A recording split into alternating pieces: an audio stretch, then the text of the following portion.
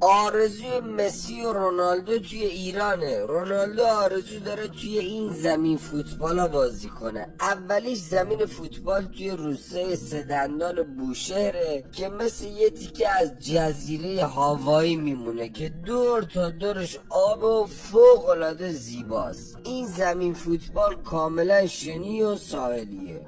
دومین زمین توی روستای کوهستانی دیوزنام کردستانه. واقعا از نظر زیبایی توی جهان تکه و زمینش از چمن طبیعی و از کنارش رودخونه خروشان سیروان رد میشه.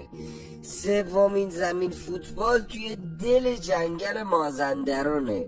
در واقع فوتبال بازی کردن اونجا علاوه بر ورزش بیشتر مثل یه تراپی میمونه.